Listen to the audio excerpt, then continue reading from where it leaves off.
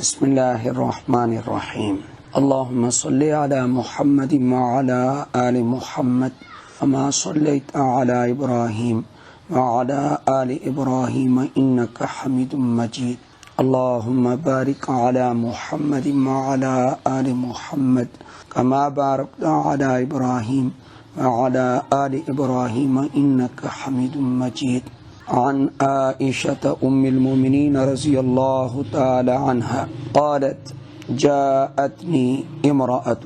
ومعها ابنتان لها تسألني فلم تجد عندي غير تمرة واحدة فأعطيتها إياها فقسمتها بين ابنتيها ولم تأكل منها ثم قامت فخرجت فدخل النبي صلى الله عليه وسلم فحدثته فقال من ابتلي من هذه البنات بشيء فأحسن إليهن كنا سترا من النار متفق علیہ۔ ام المؤمنین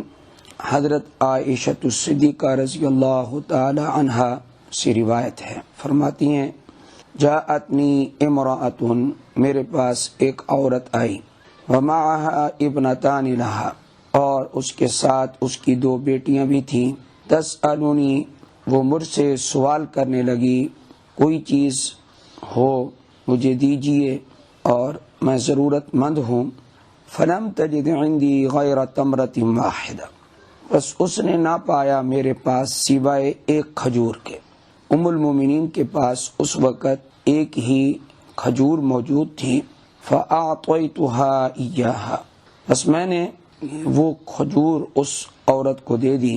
فقسمتها بين ابنتيها،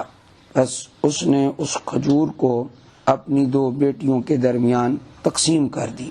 ایک کھجور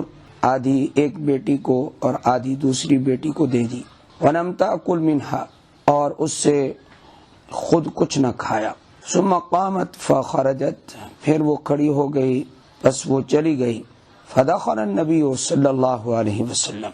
پھر آپ علیہ الصلاۃ والسلام تشریف لائے، فحدثته، میں نے آپ صلی اللہ علیہ وسلم کو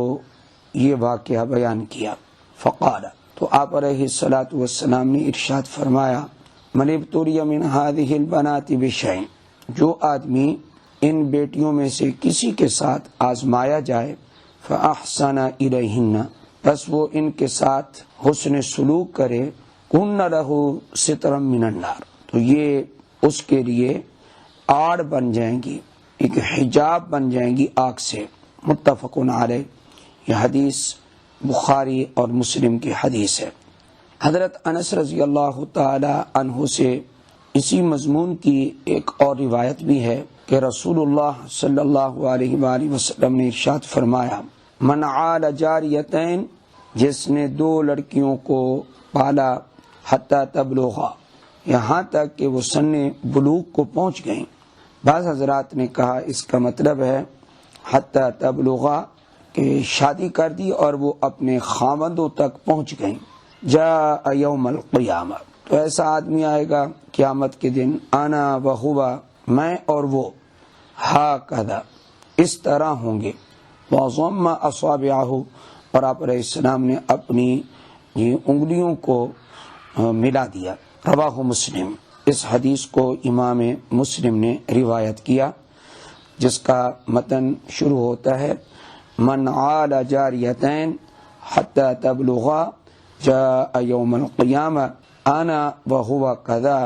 وضم اصابعہ، پر جا کے ختم ہو جاتا ہے۔ ان احادیث کے پیش نظر یہ ایک فائدہ سامنے رکھنا چاہیے کہ اکثر لوگ بنات اور بنین، لڑکے اور لڑکیوں کے درمیان میں فرق کرتے ہیں، خواہ مخواہ فرق کرتے ہیں، حالانکہ اولاد ہونے میں وہ برابر ہیں، اور بعض ایسے بھی لوگ ہیں کہ جو